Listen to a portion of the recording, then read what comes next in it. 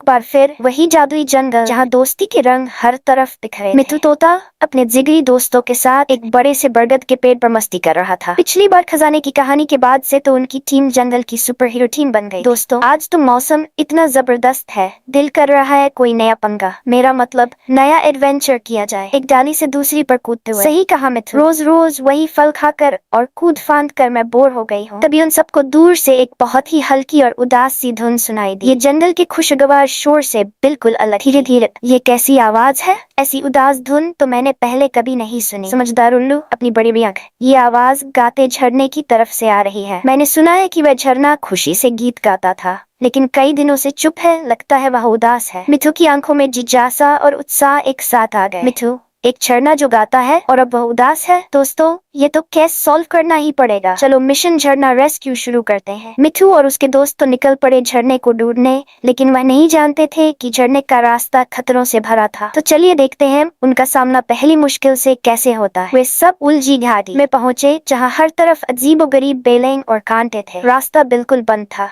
चंचल, अरे बाप रे, यहाँ से तो निकलना नामुमकिन लग रहा है। इम्पॉसिबल? चंचल, मिठू की डिक्शनरी में ये शब्द है ही नहीं, शायद पेज फटा हुआ होगा। फिक्र नोट, टीम वर्क जिंदाबाद। मिठू ने उल्लू से कहा कि वह ऊपर से देखकर सबसे आसान रास्ता बताए। चंचल ने अपनी तेजी से छोटी छोटी बेलें काट दी और धीरे धीरे कछुए ने अपने मजबूत खोल से बड़ी बेलों को धक्का देकर रास्ता बना दिया। सब मिलकर हंसते हुए काम कर रहे थे। वाह, टीम वर्क से उन्होंने उलझी घाटी तो पार कर ली। लेकिन घाटी के उस पार एक गुस्सैल और बहुत ही अकेला जानवर उनका रास्ता रोके खड़ा था। आखिर ये कौन था और वह उन्हें आगे क्यों नहीं जाने दे रहा था? सामने एक बूढ़ा सा बिज्जू बैठा था जो बहुत ही चिड़चिड़े मूड में था। खबरदार, यहाँ से कोई आगे नहीं जाएगा। तुम सब यहाँ शोर मचाने आए हो मेरी नींद खराब करने। दोस्त थोड़ा डर गए, लेकिन मिठू आगे बढ़ा, बहुत ही दोस्ताना लहजे में। अरे बिज्जू चाचा, गुस्सा मत करो, सेहत के लिए अच्छा नहीं होता। हम तो बस गाते झरने के पास जा रहे हैं। सुना है वह बेचारा बहुत उदास है। बिज्जू ने जब उनकी मासूमियत देखी तो उसका गुस्सा ठंडा हो गया। उदास तो मैं भी हूँ, यहाँ कोई मुझसे बात करने नहीं आता, सब मुझसे डरते हैं। मिठू को उस पर तरस आ गया। उसने कहा,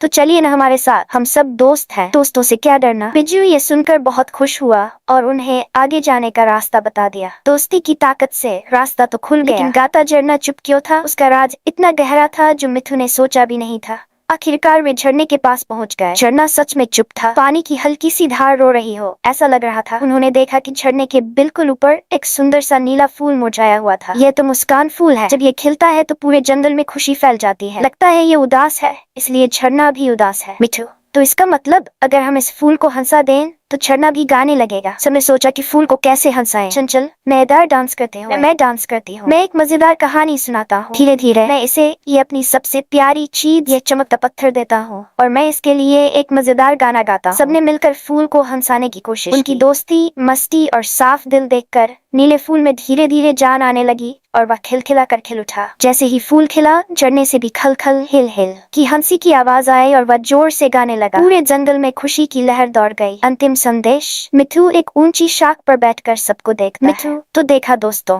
असली जादू किसी खजाने या जादुई चीज में नहीं होता। असली जादू तो दोस्ती में, एक दूसरे को खुश करने में और एक छोटी सी मुस्कुराहट में छुपा है। तो प्यारे याद रखना, आप सबके पास भी जादू है। आपकी एक प्यारी सी स्माइल, आपका एक अच्छा सा काम किसी भी उदास दोस्त को या मम्मी पापा को खुश कर सकता है। तो आज आप किस किस को अपनी स्माइल से खुश करो। और हाँ, मिठू के अगले मजेदार एडवेंचर के लिए तैयार रहना। तब तक के लिए चैनल को सब्सक्राइब करना मत भूलना। Bye bye.